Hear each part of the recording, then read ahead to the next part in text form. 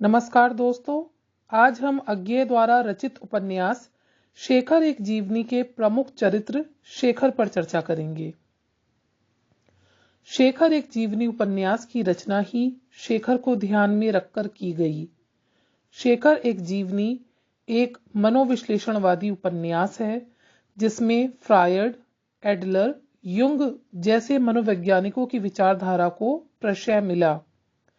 लेखक ने इस उपन्यास में शेखर को विद्रोही युवक के रूप में प्रस्तुत किया है। बचपन से ही उसमें जिज्ञासा वृत्ति रही है। अपनी मां से वह यह जानना चाहता है कि पेट से बच्चे किस प्रकार पैदा होते हैं। ऐसे प्रश्नों पर वह मार भी खाता है और विद्रोही बन जाता है। माता पिता और शिक्षक उसके सवालों पर ध्यान नहीं देते और अपने अनुकूल चलने को कहते हैं। अपनी मां के प्रति वह कभी श्रद्धावान नहीं हो सका। सच तो यह है कि मां के प्रति उसमें क्रोध की प्रबलता है।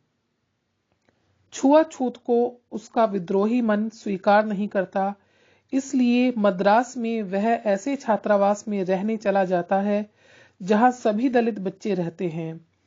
वह अछूत बच्चों के लिए स्कूल भी खोलता है। शेखर की माता अधिक पढ़ी लिखी नहीं थी तथा उदार प्रवृत्ति की भी नहीं थी। उसके माता पिता की प्रकृति एकदम अलग थी। उनमें परस्पर मनमुटाव रहता था। इन सब का प्रभाव भी शेखर के जीवन पर पड़ा। किशोरावस्था में उठने वाले अनेक सवाल उसे हमेशा बेचैन किए रहते थे। विद्रोही प्रवृत्ति के साथ साथ भावुकता शेखर के चरित्र का प्रमुख गुण है। उसका भावुक मन फांसी की कोठरी में अंग्रेज कवियों की कविताएं याद करता है। यही नहीं, इसी भावुकता के कारण वह अपने संपर्क में आने वाली हर लड़की, शशि, शीला, शारदा, प्रतिभा इत्यादि से कुछ न कुछ लगाव महसूस करता है। शेखर के व्यक्तित्व का निर्माण मूलतः भय, काम और अह के द्वारा होता है। काम की भावना उसको व्यक्ति बनाती है, जबकि भय समाज का निर्माण करता है। बालपन में शेखर के मन में भय का समावेश भी होता है। अंधेरे में जाने से वह घबराता है। उसे भयानक और डरावने सपने आते हैं। अंधेरे में उसे लगता है जैसे अनेक बाघ उस पर हमला कर रहे हैं।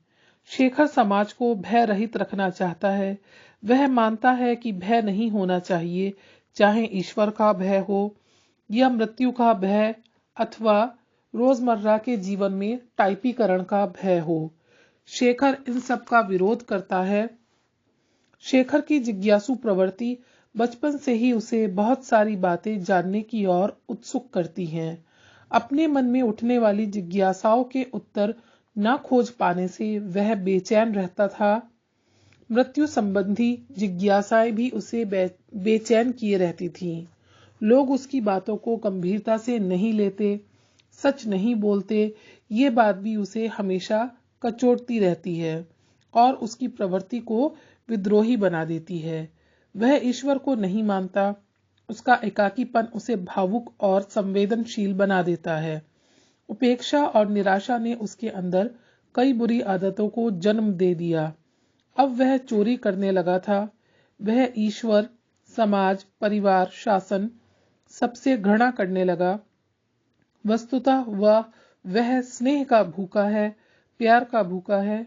इसी प्यार को जीवन भर तलाशता रहता है, कभी शारदा में तो कभी शशि में।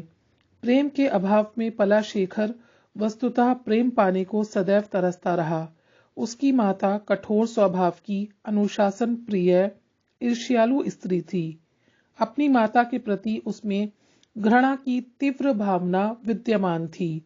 जिस स्नेह की वह खोज कर रहा था वह उसे शशि ने प्रदान किया, इसीलिए वह उसी का होकर रह गया। शशि का प्यार शेखर के जीवन की महत्वपूर्ण उपलब्धि है।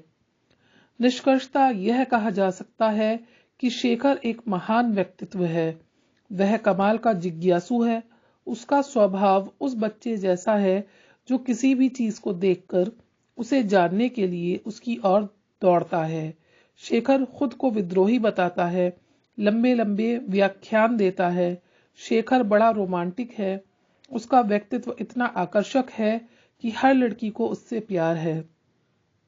शेखर में जिज्ञासा है, पर समाधान के लिए आवश्यक सब्र उसमें नहीं है। वह क्रांति जैसा कुछ करना चाहता है, पर बड़े इरादों जैसी लगन उसमें नहीं है। वह ना क्रांति करता है और ना ही शांति से बैठता है। शेखर बहुत अहंवादी है। वह अपने आगे सबको बौना समझता है। दरअसल शेखर के पास महानता जैसा कुछ नहीं है, इसीलिए वह अपने आसपास के सभी लोगों को बौना महसूस कराता है। अंत में हम ये कह सकते हैं कि शेखर एक अहंवादी, सिद्धांत प्रिय युवक है, जो बहस की हद तक तर्क करता है, पराधीनता जिसे स्वीकार नहीं है, जो अपने तर्कों से समाज को बदलना चाहता है।